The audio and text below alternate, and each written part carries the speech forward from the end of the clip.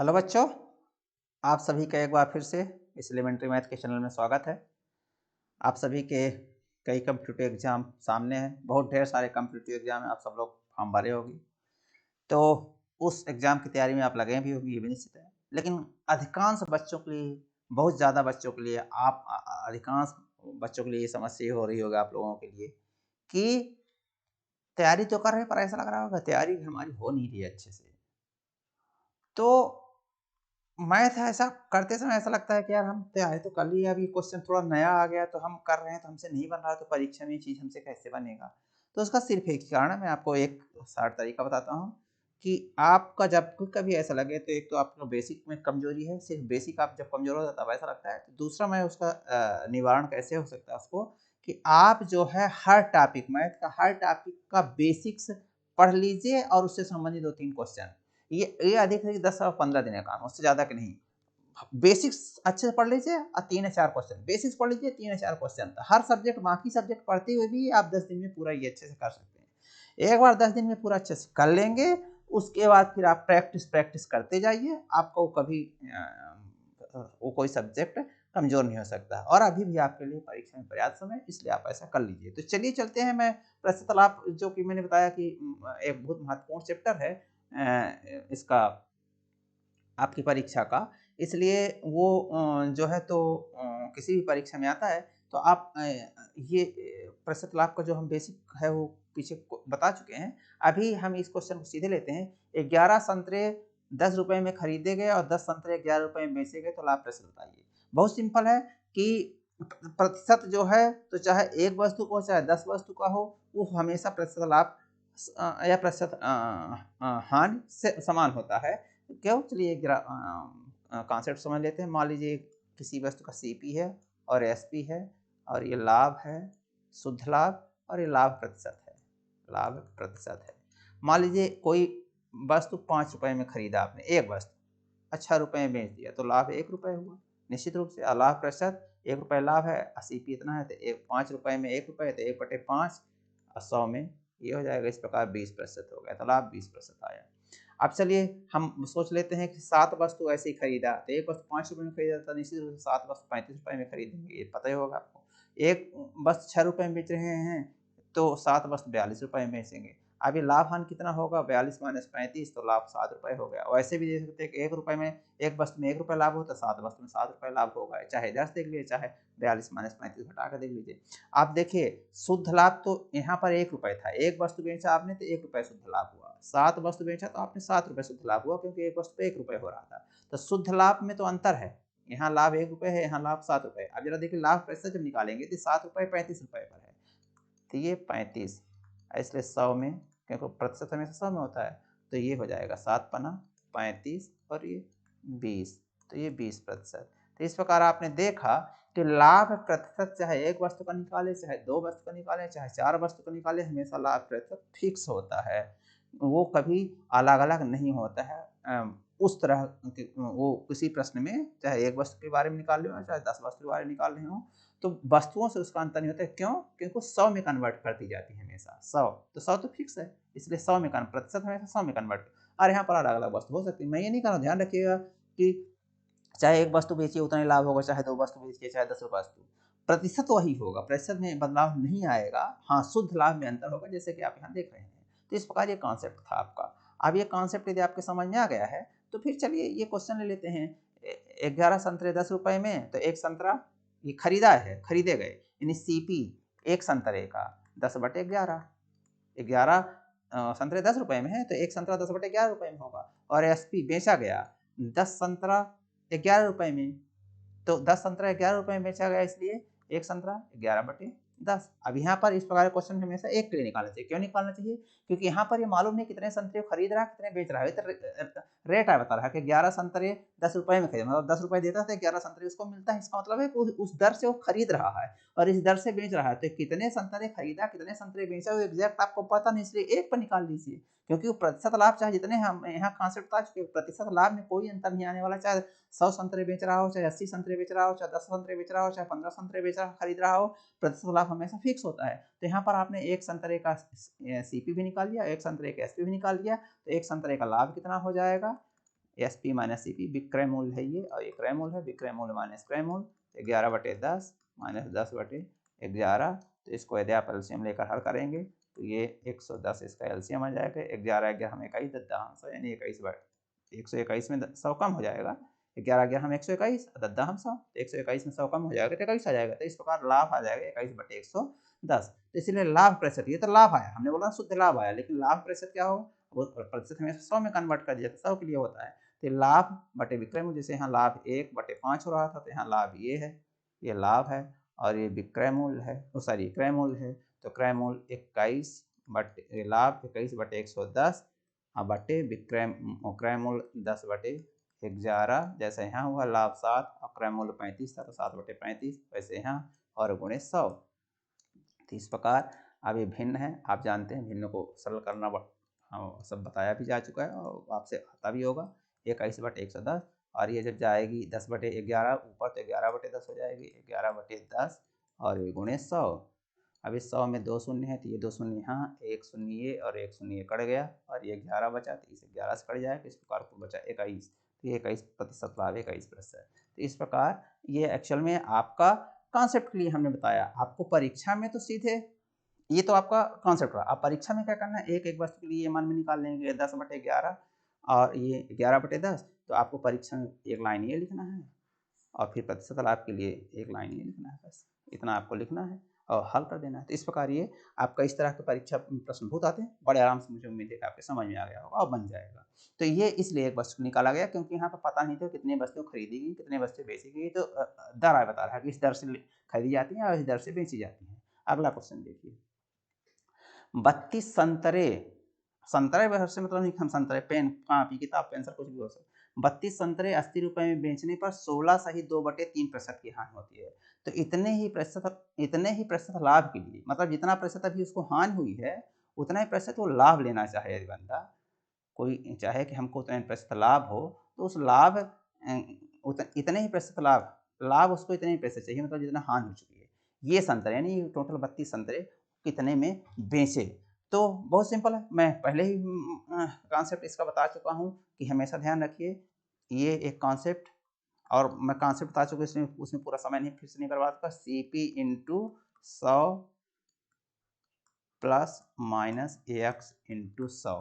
ये क्या है, AX यदि लाभ है तो प्लस और AX हानि है तो माइनस। ये कॉन्सेप्ट सिर्फ लाभ हानि के इतना ही कॉन्सेप्ट है, दूसरा कुछ नहीं है। SP = CP × 100 plus minus AX मतलब लाभ है, जैसे यहाँ पर हानि है तो यहाँ पर आ जाएगा माइनस 16 सही 2/3।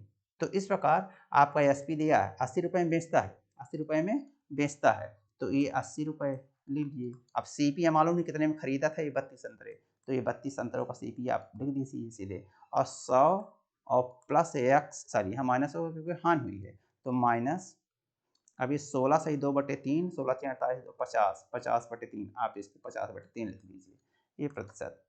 अब इसको CP = क्या हो जाएगा, अब इसको सीधे वो करें तो ये 100 है, यहाँ नीचे बटे 100 आएगा, तो हम 80 × 100 लिख दे रहे हैं सीधे। इसको प्रतिशत को हटाएंगे तो बटे 100 हो गया यहाँ, आप जानते हो। इसको लिखेंगे तो 100 × 300 में 250/3। ये आप इसको ऐसा लिख सकते हैं कि CP गुणे ये 100 × 350 250/3%, और 3 इसको लिख सकते हैं कि CP = ये प्रतिशत, यहाँ नीचे आ जाएगा तो आप इसको हटा भी सकते हैं, प्रतिशत को यहाँ गुणे 100 ले सकते हैं, ये 100 ये हो गया। अब इसको आप सीधे ऐसा ले सकते हैं कि ये अब इसको बीच वाले को भूल जाना है आपको, ये आप भूल जाना है, ये चीज़ भूल जाना है। तो 80 = इतना आ गया, तो CP = ये चीज़, ये 3 × 100 इधर नीचे है तो इधर जाएगा तो ऊपर जाएगा, तो 80 × 100 × 3 और बटे ये 250, ये ऊपर है तो यहाँ नीचे 250 आ जाएगा। अब आप इसको भाग दे सकते हैं, ये हो गया, ये हो गया, 2 पंचे 10 और ये 5 25, 16 पंचे 80, 16 दूना 32, 96, 96 रुपये उसका CP था। ये देख लीजिए कि इसका अगर पूछता कि कितने, ये ऐसे भी क्वेश्चन आते हैं कि 32 संतरे 80 रुपए में बेचने पर 16 सही 2/3 की हानि होती है, तो एक संतरा कितने में खरीदा था? तो पहले तो 32 संतरों का आपने निकाल लिया कि 32 संतरे उसने इतने में खरीदे थे। एक संतरा 32 संतरा 96 रुपए में खरीदे थे, एक संतरा 3 रुपए में। तो ये भी क्वेश्चन एक हो सकता है। क्वेश्चन तो किसी तरह हो सकते हैं, कॉन्सेप्ट भर क्लियर होना चाहिए। तो इस प्रकार आपसे ये क्वेश्चन हो सकता है 32 संतरे 80 रुपए में बेचने पर 16 सही 2/3% की हानि होती है, तो एक संतरा उस व्यक्ति ने कितने रुपए में खरीदा था? तो आप बता सकते हैं एक संतरा उसने 3 रुपए में खरीदा, क्योंकि 32 संतरे का निकला है। 32 संतरे का क्रय मूल्य सीपी यानी क्रय मूल्य 32 संतरे का है। इसका मतलब 32 संतरे 96 रुपए में खरीदा था, तो एक संतरा 3 रुपए में। लेकिन यहाँ क्वेश्चन नहीं है, ये बोल रहा है कि इतने ही प्रतिशत लाभ के लिए ये संतरे उसने कितने में बेचने होंगे। तो अब क्रय मूल्य, उसका विक्रय मूल्य निकालना है उसको। तो विक्रय मूल्य एसपी निकालना है, लेकिन एसपी इक्वल टू हमने बताया सीपी इंटू, तो सीपी अभी हो चुका है 96, पता चल चुका है, तो 96। अब वो पूछ रहा है कि कितने में बेचना होगा जबकि वो लाभ लेना चाहिए। तो अभी तो ये हानि लेकर बेचा था, अभी पूछ रहा है कि लाभ लेना है उसे, या इतना ही लाभ लेना चाहिए, इतना अभी हानि हुई तो उतना ही लाभ लेना चाहिए, तो कितने में बेचेगा। तो अब एसपी पूछ रहा है पर उसका लाभ लेकर पूछ रहा है, तो लाभ SP equal to CP, formula यही होगा, कॉन्सेप्ट यही होगा सिर्फ। एसपी इक्वल टू सीपी गुणे 100 प्लस, अब इस बार लाभ लेना चाहता है, 100 प्लस यहाँ पर होगा, अभी माइनस था प्लस, और प्लस वही 50/3, क्योंकि उतना ही प्रतिशत चाह रहा है, उतना ही प्रतिशत, यानी 16 सही 2/3 यानी 50/3। तो इस प्रकार आप इसको ले सकते हैं 96 गुणे 100 तिहाई 300, 350 ये हो गया, और बटे ये 3, और ये 100 भी है, प्रतिशत को हटाएंगे तो ये हो जाएगा। इस प्रकार एस पी बराबर आप निकाल सकते हैं कि एस पी बराबर ये क्या आएगा, 1 0 यहाँ से काट दीजिए, 1 0 यहाँ से काट दीजिए, और ये 32 तिहाई 96 हो गया। तो 32 में 35 से गुणा कर दीजिए, ये अक्षर में लिखा है 32 गुणे 35/10, और इस प्रकार 32 गुणे 35, 32 पंच 160, हासिल लागे 16, 32 तिहाई 96, 16 112/10 यानी 120, 112, 10 को भाग दे देंगे इसमें, तो उसलिए उसका एस पी। तो ये 32 संतरे बोल रहा है कितने ही प्रतिशत लाभ लेने के लिए, यानी 16 सही 2/3% लाभ लेने के लिए उसे ये संतरे, यानी ये 32 संतरे कितने में बेचने होंगे, तो 32 संतरे 312 रुपए में बेचने होंगे। तो ये है। अब ये देखिए कि ये क्वेश्चन था आपका, अगर आपका कॉन्सेप्ट क्लियर होता तो ये कैसे 1 सेकंड में हल होता है, 10 सेकंड में हल होता है, हम वो बताना चाह रहे हैं परीक्षा के नजरिए से। अभी तो मैं सिर्फ पूरा कॉन्सेप्ट के थ्रू आया हूँ। अब आपको बताता हूँ कि यदि आपका कॉन्सेप्ट क्लियर होता तो आप कैसे इस क्वेश्चन को सेकंडों में हल कर सकते थे। तो चलिए अब वो बता दें, लेकिन ये ध्यान रखिए कॉन्सेप्ट क्लियर होगा तभी वो दिमाग में हमेशा बैठा रहेगा। जब तक कॉन्सेप्ट नहीं क्लियर होगा तो जो भी शार्ट टिक होती हैं, जितने शार्ट में दिमाग में आती हैं उतने शार्ट में दिमाग में चली भी जाती हैं दिमाग से। इसलिए कॉन्सेप्ट क्लियर होगा तभी, नहीं दुनिया हर इंसान शार्ट ट्रिक पढ़कर और IAS बना होता और सबको नौकरी मिली होती है। जो बच्चे सिर्फ शार्ट ट्रिक के पीछे दौड़ते रहते हैं, कॉन्सेप्ट के पीछे नहीं भागते हैं, उनको कभी नौकरी नहीं मिल सकती, हमसे कोई लिखित ले ले।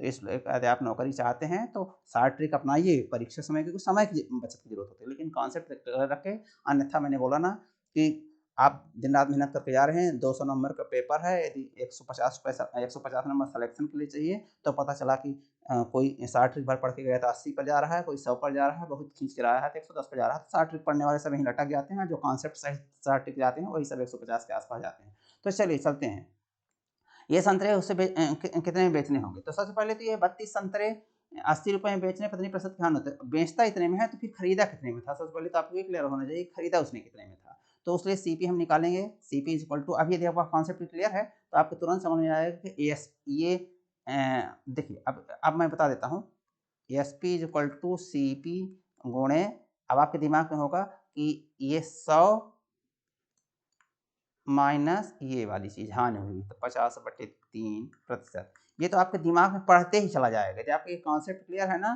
तो आप पढ़ ये रहे होंगे, दिमाग में ये चीज जाएगी। ये आप सोच लीजिए कॉन्सेप्ट कितना महत्व होता है। दिमाग में आपकी ये चीज जाएगी, पढ़ेंगे ये या दिमाग में ये फट से जाएगी ये कॉन्सेप्ट। तो जब ये दिमाग में जाएगा तो ये दिमाग में जाएगा, ये वाली चीज जाएगी। और जब ये जाएगी तो आपको क्वेश्चन ही पढ़ते पढ़ते ही मन में कैसे हल हो जाएगा कि एस पी 80 है और सीपी अभी हमको निकालना पड़ेगा, इसका सीपी निकालना पड़ेगा। तो CP is equal to S P गुणे, ये एस पी है तो एस पी 80, एस पी 80। अब ये गुणे में है तो ये आप जान रहे हैं 100 तिहाई 300 में 50, 250/3 अब प्रतिशत घटाएंगे। चलिए मैं लिख देता हूँ इसको, सीपी गुणे 250/3 गुणे 100, 250/3% आएगा तो आ जाएगा। आपके प्रश्न पढ़ते ही पढ़ते आपके मन में ये चीज जाएगा बहुत करना पड़ेगा तो आपको ये कहीं एक किनारे लिख कर देख लेंगे 250/3 है। तो ये आपके दिमाग में जाएगा कि SP इक्वल टू ये चीज़ है। ये जो बोल रहा है यहाँ से यहाँ तक वो ये चीज़ बोल रहा है बेसिकली। SP इक्वल टू ये तो CP इक्वल टू कितना हो जाएगा? SP है 80 और ये नीचे है तो इधर इधर ये SP आ गया ना, SP इक्वल टू तो ये इधर गुणा हो जाएगा तो ये गुणे 3 गुणे 100 और बटे 250। चलिए ये CP आ गया। अब इसको कुछ मत कीजिए, बिल्कुल मत कीजिए। तो आप पढ़ते ही पढ़ते आप ध्यान रखिए जब प्रश्न पढ़ रहे होंगे तो आपको बहुत अगर कुछ करना पड़ेगा तो आपको ये करना पड़ेगा कि सोचेंगे ये तो वही कर लेंगे 16 3 48 2 50/3। तो आपको कहीं अगर थोड़ा बहुत रफ करना है तो ये कि ये कितना होगा भाई, तो 100 यानी 300 माइनस 50 यानी 250/3% यानी 250/3% है तो 250/3 गुणे 100 आएगी, दिमाग में इसी चली जाएगी। और जब ये दिमाग में चली जाएगी तो फिर आप इसको लिख भी सकते हैं, नहीं तो आप डायरेक्ट ले सकते हैं कि हाँ ये SP है तो SP 80 है, 80 गुणे ये हो जाएगी तो ये हो गया, CP निकल आया। अब आपका मतलब इतने में वो खरीदा था, इसको अभी आप हल किए थे तो 96 रुपये आया था। ठीक है, हमको वो निकालना नहीं, इस प्रश्न में हमको नहीं निकालना है, हमको तो ये निकालना है कि तो इतने ही प्रतिशत लाभ के लिए उसे संतरे कितने में बेचने होंगे, फिर से बेचना है उसको लेकिन लाभ लेकर। तो पहले तो बेचा तो हान थी, अब उतना ही लाभ चाहता है तो फिर से बेचने का कॉन्सेप्ट ला रहा है वो कि बेचना है फिर से। पर वो बेचने के लिए वो क्या करेगा, तो पहले तो पता करेगा कि हाँ यार इसको खरीदा कितने में था, तो पता चला ये खरीदा है, लेकिन ये क्वेश्चन पूछ नहीं रहा खरीदना, तो इसलिए आप जैसा है वैसे रहने दीजिए, क्यों काट पीट करेंगे, काटेंगे तो छान नहीं आ जाएगा, उसकी दिक्कत नहीं है। लेकिन ये CP हुआ। अब फिर से SP वाला ये वाला फार्मूला लगा देंगे कि CP गुणे, अब इस बार लाभ ले रहा था 100 प्लस उतना ही लाभ ले रहा है तो 50/3। हान उस बार 50/3% थी, अभी 50/3 इतनी हान थी, अब इतना लाभ लेना चाह रहे हैं, यानी 50/3 लाभ लेना था, अभी सब प्लस हो जाएगा। तो अब आपके समझ में आके होगा CP ये है तो ये तो CP हो गया, ठीक है, क्योंकि वस्तु का CP निकल आया।